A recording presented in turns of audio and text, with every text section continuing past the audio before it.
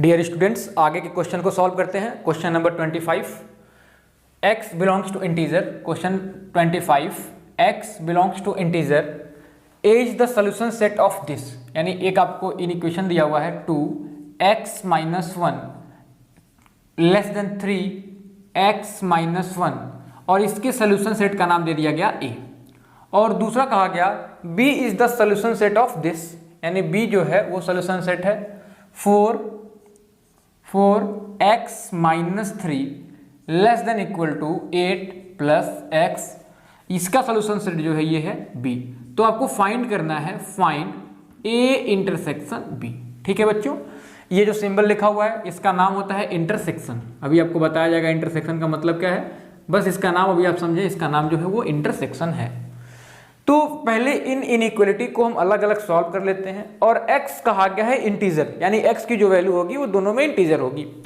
तो पहले वाले इक्वेशन को हम लेते हैं, पहले वाले इनइक्वालिटी को। तो ये हो गया 2x - 1 less then 3x - 1, bracket 2 को मल्टीप्लाई कर लेते हैं। 2x - 2 लेस देन 3x - 1, इस 2x को इधर ट्रांसफर कर देते हैं, इस -1 को इधर ट्रांसफर कर दिया, -2 वो इधर आया प्लस हो गया, और 3x 2x इस साइड आया तो माइनस हो गया, यानी -1 लेस देन x, यानी x की वैल्यू जो होनी चाहिए वो -1 से ज़्यादा होनी चाहिए। अब इसके सोल्यूशन सेट का नाम क्या है, a है। तो अब a को आप क्या लिखेंगे, a की जो वैल्यू होनी चाहिए वो -1 से ज़्यादा होनी चाहिए, यानी 0 से स्टार्ट करेंगे। इंटीजर लेना है, -1 से ज़्यादा वाला इंटीजर कौन सा आएगा, 0, फिर 1 2 3 4 ऐसे आगे हुए हम चलते चले जाएंगे। तो यहाँ मिला 0 1 2 3 4 5 डैश डैश डैश ऐसे हम कर दिए, यानी कि डैश डैश का मतलब वो इन्फिनिटी तक आप जा रहे हो। अब आपने पहले वाले के सोल्यूशन सेट को फाइंड किया, दूसरे वाले सोल्यूशन सेट को फाइंड करिए। तो दूसरा कहा गया है 4x - 3 less than equal to 8 + x। ये 3 इधर आएगा, ये वाला x इधर आएगा तो माइनस होगा, यानी 4x - x less than equal to 8। ये 3 इधर आया तो प्लस का 3 हुआ, 4x में से x को आपने माइनस किया तो ये 3x मिला, और 3x लेस देन 11। x की जो वैल्यू हो गई ये 11/3 से कम हो गई। अगर 11/3 की बात करें, इसको अगर हम मिक्स फ्रैक्शन में लिखें तो 3 3 9, यहाँ पे बचा 2, यानी आप इसको लिख सकते हो 3। अगले स्टेप में लिखते हैं x लेस देन 3 होल 2/3, यानी x की जो वैल्यू होनी चाहिए इससे कम और इससे बराबर हो सकती है, और x की जो वैल्यू होनी चाहिए वो इंटीजर होनी चाहिए। तो 3 होल 2/3 से छोटा इंटीजर कौन सा मिलेगा, तो आंसर होगा कि 3, यानी यहाँ पे जो आपका इंटीजर होने वाला है वो 3 2 1 और सारे नेगेटिव वाले होंगे। अब आपको ये देखना होगा इसके सेट का जो नाम दिया गया है वो b कहा गया, तो इसकी जो वैल्यू हो गई क्या हो गई, 3 2 1 0 -1 -2 -3 डैश डैश डैश। ठीक है, क्योंकि अब ये बात समझना था कि x is less than equal to 3 whole 2/3। तो आप ये सोच सकते हैं कि यहाँ पे इक्वल टू का सिंबल है तो मैंने इसको क्यों नहीं लिया। इसको इसलिए नहीं लिया गया क्योंकि ये जो नंबर है ये इंटीजर नहीं है, और क्वेश्चन में कहा गया था x आपको इंटीजर लेना है, इसलिए हम लोगों ने 3 2 1 0 -1 इस टाइप के नंबर्स को लिए, और जो कि इंटीजर्स थे। अब आपको फाइंड करना था, फाइंड a इंटरसेक्शन b। इस सिंबल का नाम क्या बताया गया, इंटरसेक्शन। इंटरसेक्शन का मतलब होता है वो एलिमेंट्स जो दोनों में कॉमन हो। तो आप ये देखिए इन दोनों में कौन से एलिमेंट्स कॉमन हैं, वो जो कॉमन एलिमेंट्स होते हैं उसी को हम इंटरसेक्शन कहते हैं। तो आपने यहाँ लिखा a इंटरसेक्शन b।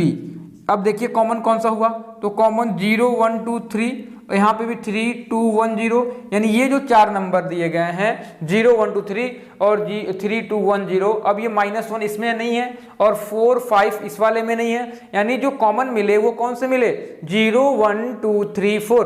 तो ये आपका आंसर हो जाएगा 0 1 2 3 और बस 3 तक के आंसर होंगे।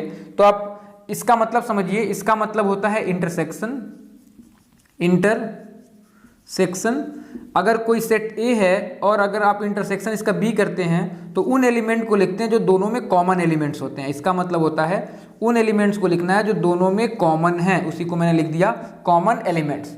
तो यहाँ पे हम लोगों ने देखा कि इसमें 0 1 2 3 ही कॉमन थे, तो इसलिए हम लोगों ने इसको लिखा।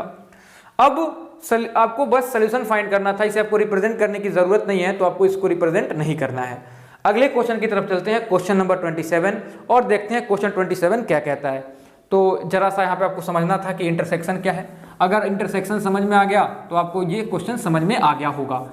ठीक है, अगले क्वेश्चन की तरफ बढ़ते हैं, क्वेश्चन नंबर 27 कहता है, इसमें भी एक ए सेट अलग दिया हुआ है, बी सेट अलग दिया हुआ है और दोनों रियल नंबर हैं, तो आपको रेंज सेट फाइंड करना है। वही बात कर दी गई, range set of A intersection B, यानी ए इंटरसेक्शन बी का मतलब आपको बताया गया ऐसे एलिमेंट्स जो ए और बी दोनों में कॉमन होते हैं उसको हम इंटरसेक्शन कहते हैं। तो ए सेट जो दिया हुआ है इसको पहले लिखिए। क्वेश्चन नंबर 27, ए कहा गया A x such that 11x-5 greater than 7x+3 and x belongs to real number, यानी एक ऐसा सेट दिया हुआ है और इसको आप सॉल्व करिए, इसको सॉल्व करके x की वैल्यू फाइंड करने का प्रयास करिए। तो अगर आप इसको सॉल्व करेंगे तो क्या मिलेगा, हम लिखते हैं यहाँ पे फॉर ए, यानी हम ए के लिए सॉल्व कर रहे हैं, 11x-5 ग्रेटर देन 7x+3। इस 7 को आप इधर लेते आइए, इस वाले इसको इधर लेते जाइए, तो इधर मिला 11x-7x और लेस देन 3+5, ये माइनस में था, इस साइड में चला गया तो प्लस हो गया। 11 में से 7 चला गया तो ये 4x मिला और इसको आपने ऐड किया तो 8 मिला, यानी x की जो वैल्यू होनी चाहिए 8/4, इसको आपने कैंसिल कर दिया 2, यानी जो x की वैल्यू होनी चाहिए वो 2 से बड़ी होनी चाहिए। और क्वेश्चन में दिया गया था कि x जो होना चाहिए वो रियल नंबर होना चाहिए, यानी x रियल नंबर होना चाहिए और x की वैल्यू 2 से बड़ी होनी चाहिए। फिर यही काम हम लोग सेट बी के लिए कर लेते हैं। अगर सेट बी के लिए करें तो हमने लिखा फॉर सेट बी, तो सेट बी के लिए क्या कहा गया, 18x-9 greater than equal to 15+12x, और यहाँ पे भी जो x है ये रियल नंबर ही है। सॉल्व कर लेते हैं प्यारे बच्चों, ये इधर कर दिया तो माइनस होगा, ये इधर जाएगा तो प्लस होगा, यानी यहाँ से मिला 18x-12x greater than equal to 15+9।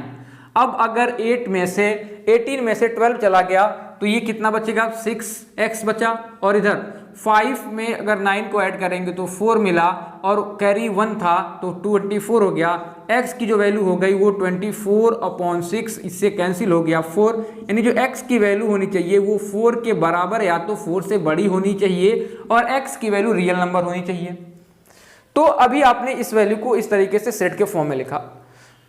तो अगर इसको हम नंबर लाइन पर रिप्रेजेंट करें बस इतने को, तो आप कैसे रिप्रेजेंट करेंगे, इसको आप रिप्रेजेंट करेंगे, कैसे लाइन बना लिया, यहाँ पे आपने लिख दिया 0 1 2 3 4 और इधर को आपने लिख लिया -1 और -2। x की वैल्यू 2 से बड़ी होनी चाहिए, तो आप x पे 2 पे चले गए और 2 को आपको कंसीडर नहीं करना है, इसलिए आप इसको कलर नहीं करेंगे। x की वैल्यू 2 से बड़ी होनी चाहिए तो आपने इधर वाले को कलर कर दिया और एरो ऐसे कर दिया, यानी इधर के सारे जो वैल्यू होंगे वो इसके सोल्यूशन होंगे। इस वाले का भी अलग से हम रिप्रेजेंट कर लेते हैं, तो इसका भी आपने एक नंबर लाइन बनाया, यहाँ पे लिखा 0, यहाँ लिखा -1, ये 1, ये 2 3 4 5 और ये आपने लिख दिया 6। यहाँ जो x की वैल्यू होनी चाहिए वो 4 से बड़ी या बराबर होनी चाहिए, तो आपने यहाँ 4 पे गए, यहाँ पे एक सर्कल बनाया और इसके सारे वाली वैल्यू इसको आपने ले लिया, और क्योंकि यहाँ 4 पे इक्वल टू का सिंबल था तो आप इस 4 को भी कलर कर लेंगे। प्यारे बच्चों, इस 4 को भी हमने क्या कर लिया, कलर कर लिया। अब क्वेश्चन में ये पूछा गया था find the range set of A intersection B. अब ए इंटरसेक्शन बी का मतलब क्या था कि वो सारे एलिमेंट जो ए में भी हो और बी में भी हो तो वही ए इंटरसेक्शन बी कहे जाते हैं। रेंज से परेशान नहीं होना है, रेंज का मतलब वही पूछ रहा है कि ए इंटरसेक्शन बी क्या होगा। तो ए इंटरसेक्शन बी की बात करें तो ए वाला इसको हमने रिप्रेजेंट किया, ये ए को रिप्रेजेंट किया है और ये हमने बी को रिप्रेजेंट किया है। तो जो ए की वैल्यू होनी चाहिए ये 2 से बड़ी थी, यानी 2 से बड़ी वैल्यू में ये 4 और 4 से बड़ी वैल्यू भी मिल जा रही है, लेकिन इस वाले में ये 2 से लेके 4 तक की वैल्यू नहीं मिल रही है। यानी अगर इन दोनों में कॉमन की बात करें तो आप फिगर से समझ सकते हो कि 4 या 4 से अधिक वाली जो वैल्यू होगी वो दोनों में कॉमन मिलेगी। तो इसलिए आपका जो सोल्यूशन होगा, आपका जो ए इंटरसेक्शन बी होगा, ये होगा x such that x belongs to real number and x की जो वैल्यू होनी चाहिए वो ग्रेटर देन इक्वल टू 4 होनी चाहिए। क्यों ग्रेटर देन इक्वल टू 4 ले लिया? क्योंकि ग्रेटर देन इक्वल टू 4 वाला पार्ट इसमें भी है, आप यहीं से इसको लेके चल रहे हैं, तो यहां से अगर आगे जाएंगे तो ये वाले पार्ट और ये वाले पार्ट दोनों में दिख रहे हैं, तो इसलिए आपका आंसर होगा x greater than equal to 4। अब क्वेश्चन में कहा गया इसको नंबर लाइन पे आपको रिप्रेजेंट भी करना है, तो नंबर लाइन पे कैसे रिप्रेजेंट करें इसको? तो ये वाला जो रिप्रेजेंटेशन है वही इसका भी रिप्रेजेंटेशन हो जाएगा, क्योंकि x इज ग्रेटर देन 4 है, तो ये आपका आंसर हो जाएगा। आपके मन में आ रहा होगा सर ने क्यों -2 से लेके 4 तक नहीं लिखा? अरे भाई कैसे लिख सकते हैं, आपको a और b में कॉमन देखना है, तो आप a और b में कॉमन देख लीजिए। यहाँ 4 से वैल्यू बड़ी होनी चाहिए या बराबर होनी चाहिए, यहाँ पे वो वाले वैल्यूज नहीं है, ठीक है। यहाँ पे जो वैल्यू दी गई है 2 से लेके 4 तक वो इस वाले सेट में नहीं है, इसलिए आपको जो आंसर लेना होगा वो 4 या 4 से ज्यादा लेना होगा। तो इसलिए आपने a इंटरसेक्शन b को फाइंड किया, जो कि a इंटरसेक्शन b का मतलब होता है ऐसे वो एलिमेंट्स जो a और b दोनों में हों। तो हमने देखा कि ये x से बड़ा और x के बराबर जो वैल्यू है ये दोनों में है, इसलिए हम लोगों ने ऐसा इसका सॉल्यूशन सेट लिखा। और अगर इसको आप रिप्रेजेंट करेंगे तो यही वाला रिप्रेजेंटेशन होगा, तो इसको हम लोगों ने नंबर लाइन पे रिप्रेजेंट भी कर लिया। अगले क्वेश्चन की तरफ बढ़ते हैं, क्वेश्चन नंबर 28। ये भी कुछ इसी टाइप का क्वेश्चन दिया हुआ है, इसको भी समझने का प्रयास करें। क्वेश्चन नंबर 28 काफी इजी क्वेश्चंस हैं, आपको बस इनइक्वालिटी सॉल्व करना है। आपको बार बार बताया जा रहा है, आपको बस एक चीज ध्यान देना है कि माइनस सिंबल अगर दोनों साइड में हो तो वो एक दूसरे को कैंसिल नहीं करेंगे। कैंसिल अगर करेंगे तो उनके जो सिंबल होंगे वो इंटरचेंज हो जाएंगे। मैं ये कहना चाह रहा हूं कि अगर लिखा हो आ जाए, कहीं आपने सॉल्व किया और ऐसा कोई मिल गया -x इज ग्रेटर देन -2, तो आप ऐसा नहीं लिख सकते हैं इसे कि x इज ग्रेटर देन 2, ये गलत हो जाएगा। आपको बताया गया था जब आप माइनस को कट करेंगे तो जो सिंबल होगा वो इंटरचेंज हो जाएगा, यानी ये वाला जो सिंबल था वो इंटरचेंज होके इधर चला गया। मान लिया अगर ये सिंबल होता तो ये इंटरचेंज होके ऐसा वाला हो जाता, ठीक है। तो हम ऐसा प्रयास करते हैं ना कि x नेगेटिव में आए ही ना, अगर x नेगेटिव में नहीं आएगा तो ऐसा कुछ लफड़ा ही नहीं होगा, तो ये हम लोग प्रयास करेंगे, ठीक है। तो आगे के क्वेश्चन को सॉल्व करते हैं। अच्छा ये भी आप समझिए कि अगर आ जाए -x greater then -2, sorry greater than 2, तो आप ऐसा भी नहीं करेंगे कि x इज ग्रेटर देन -2, आप इस माइनस को इधर ट्रांसफर नहीं कर सकते हैं, ठीक है। जब भी माइनस को ट्रांसफर करेंगे तो ये सिंबल तुरंत चेंज हो जाएगा, यानी कुछ ऐसा हो जाएगा, ये वाला गलत है ये सही होता है। तो यानी हम ये देखेंगे ना कि x की वैल्यू नेगेटिव में आई ही ना, हमने अभी कितने क्वेश्चन सॉल्व कराया x की वैल्यू कहीं नेगेटिव में आने ही नहीं दिया, ठीक है। तो ये अब अगर थोड़ा सा ध्यान देंगे तो ये लफड़ा आएगा ही नहीं, आप इससे बचे रहेंगे। तो क्वेश्चन नंबर 28 देखिए। क्वेश्चन नंबर 28 में कहा गया गिवन सेम टाइप का क्वेश्चन दिया हुआ है, जैसा 27 दिया हुआ था उसी तरीके का 28 है। तो आपको ये करना है गिवन p की वैल्यू ये दी गई है, q की वैल्यू ये दी गई है, represent p and q on number line, write down the element of p intersection q। Same question similar question दिए हुए हैं। क्वेश्चन नंबर 28 को देखिए, इसमें जो p की वैल्यू दी गई है ये है x such that 5 less than 2x - 1 और x belongs to real number. तो इसको सॉल्व कर लेते हैं। तो ये सॉल्व करेंगे तो इसको आपने ले लिया, तो ये हो गया 5 लेस देन 2x - 1, और ये वाला माइनस जब इधर आएगा तो प्लस हो जाएगा, यानी 5 + 1 लेस देन 2x। अब आप कहेंगे अरे सर आपने माइनस इधर कैसे कर दिया? अरे माइनस वाले को हमने नहीं किया, हमने माइनस को ट्रांसफर नहीं किया, हमने -1 को ट्रांसफर करके इधर +1 किया। तो ऐसा वाला कर सकते हैं, सारा वो कुछ करेंगे जो आप इक्वेशन में करते थे, बस वही नहीं करना है कि आप माइनस को ट्रांसफर नहीं कर सकते हैं, ठीक है बच्चों। तो हमने कर लिया, तो ये 6 हो गया, 6 is less than 2x, 6/2 less than x, ये इससे कैंसिल हो गया, यानी x की वैल्यू क्या आ गई? x की वैल्यू 3 से कम होनी चाहिए और x जो होना चाहिए रियल नंबर होना चाहिए। इसी को आपने क्या कह दिया है? p कह दिया है, ठीक है। अब इसको रिप्रेजेंट भी करना है, तो आपने एक नंबर लाइन बना लिया और यहाँ पे आपने लिखा 0 1 2 3 4 5 -1 -2। x की वैल्यू 3 से कम होनी चाहिए, तो आप 3 पे चले गए, और 3 को आपको डार्क नहीं करना है क्योंकि यहाँ पे इक्वल टू का सिंबल नहीं है, और x की वैल्यू 3 से कम, यानी इसके इधर वाले को आप कलर करेंगे, यानी ये एरो भी कलर कर लेते हैं, ये इसका रिप्रेजेंट करने का तरीका होता है, ठीक है। अब हम दूसरा जो लिखते हैं वो q के लिए लिखते हैं। q जो दिया गया था ये है q equal to x such that x -1 less than equal to 3 + 4x less than 23। और यहाँ पे बच्चों x बिलोंग्स टू इंटीजर दिया हुआ है, बहुत ध्यान से देखेंगे। पहले वाले में तो रियल नंबर था तो इसको आपने ऐसे रिप्रेजेंट किया, यहाँ पे x बिलोंग्स टू इंटीजर होना चाहिए।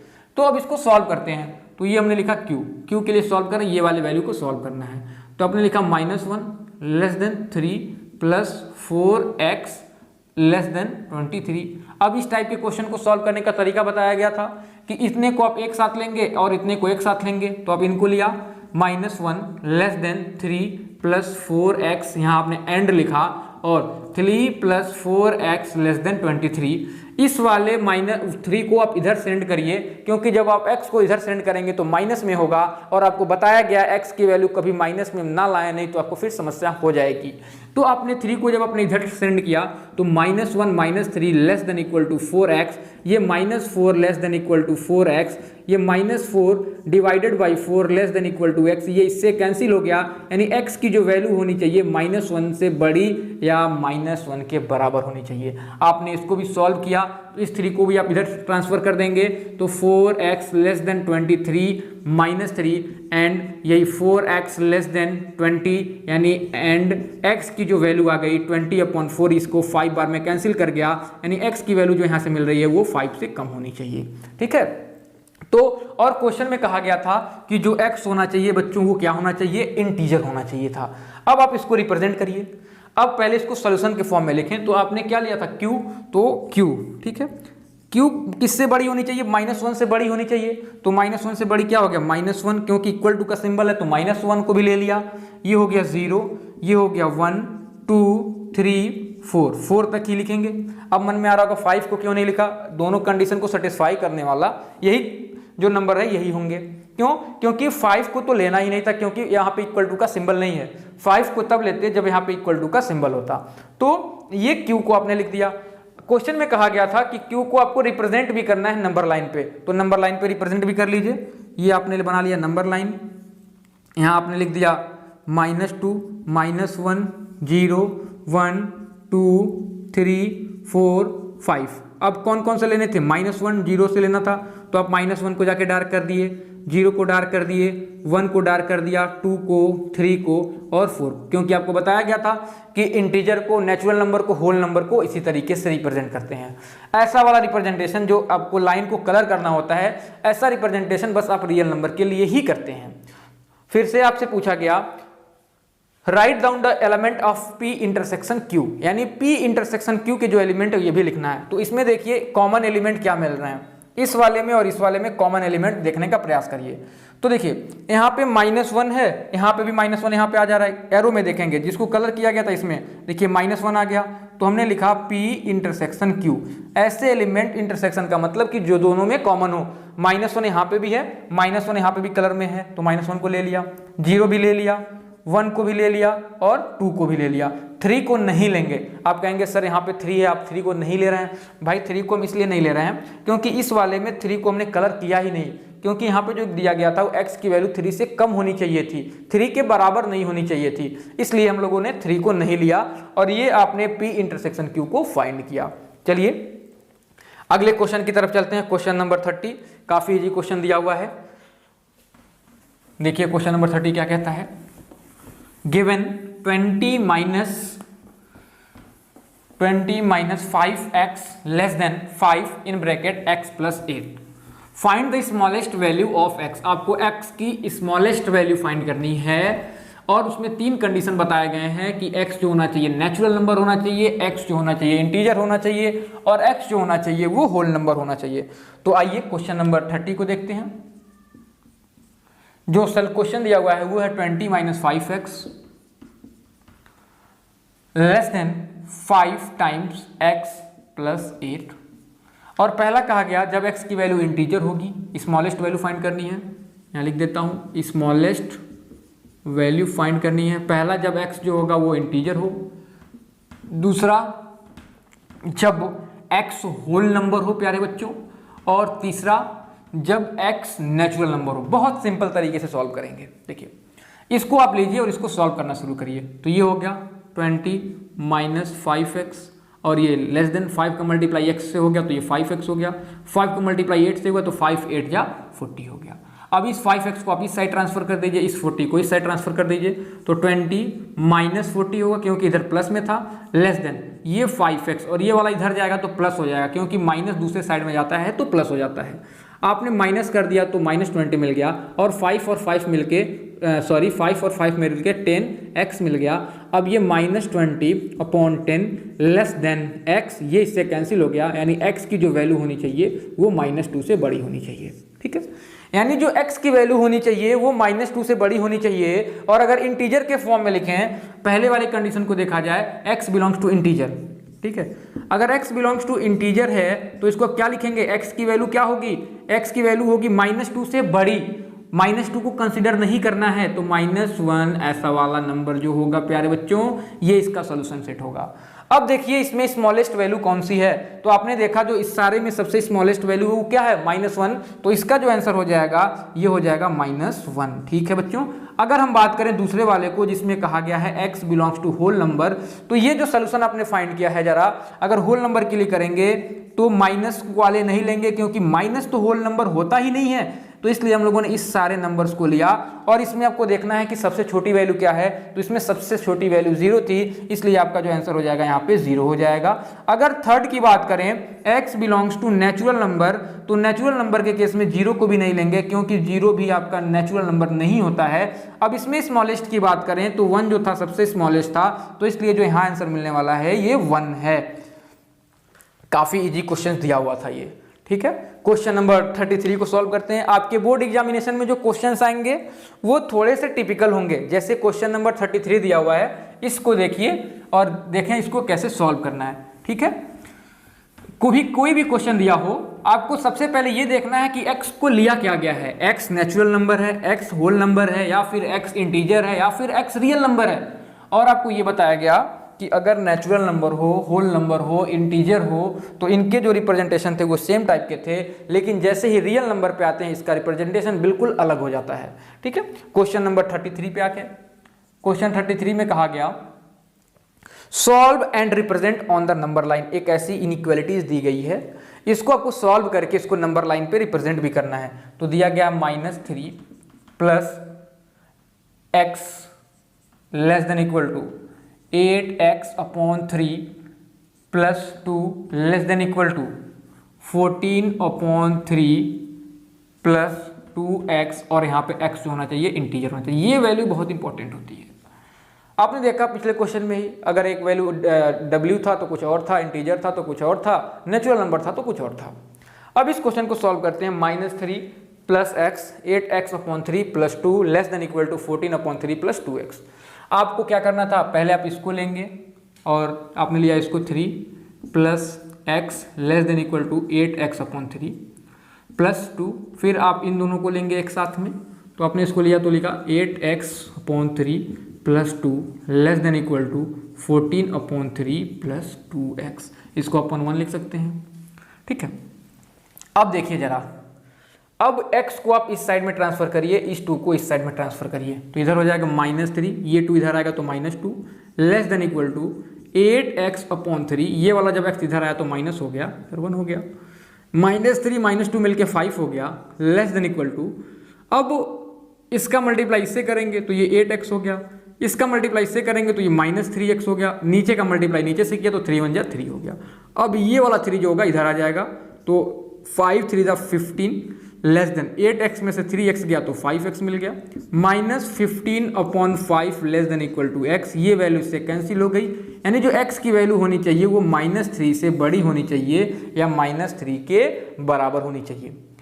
आपको ये वाला क्या बताया गया, आपको बहुत पहले बताया गया था कि अगर आपके पास कोई नंबर है ऐसा a/b प्लस c/d और इसको आपको ऐड करना है, तो अब एलसीएम लेके ऐड करना हम लोग बचपन में करते थे, अब आप क्लास 10th में आ चुके हैं तो आप डायरेक्ट ऐड करना सीखें कैसे करेंगे।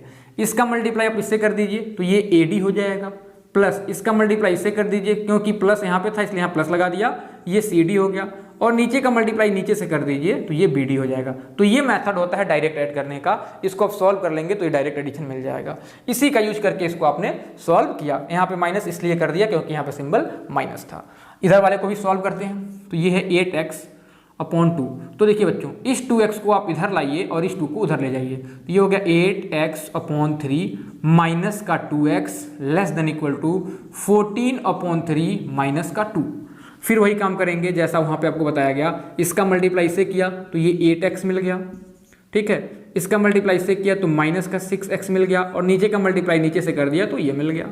ये इसका मल्टीप्लाई 1 का 14 से तो 14, फिर 3 का 2 से 6, माइनस था तो माइनस लगाया, 3 1 जा 3, अब ये 3 से तो ये 3 कैंसिल हो गया।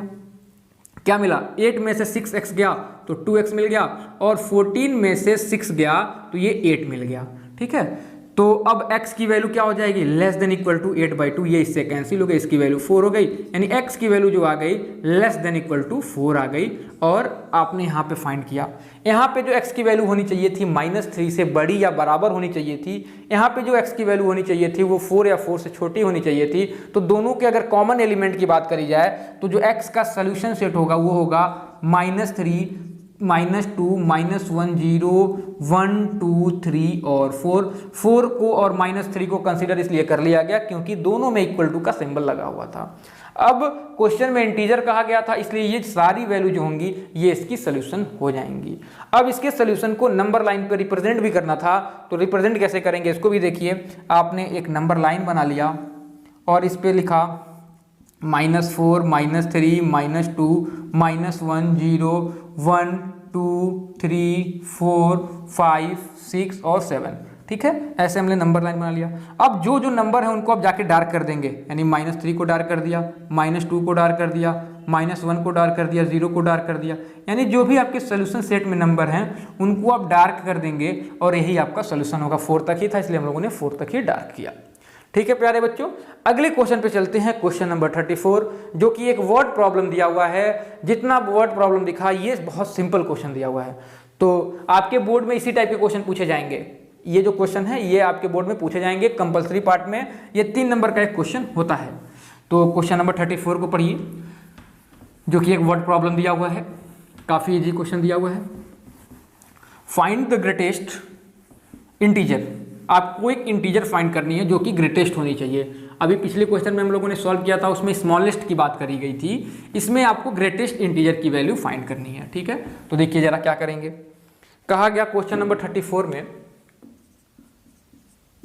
कि find the greatest integer which is such that, तो पहले आप ग्रेटेस्ट इंटीजर कंसीडर कर लीजिए। Let the integer be X, अभी ग्रेटेस्ट ना कहें, let the integer be X, अभी आप x मान लिया। अब इसमें ग्रेटेस्ट कंडीशन के अकॉर्डिंग फाइंड करेंगे।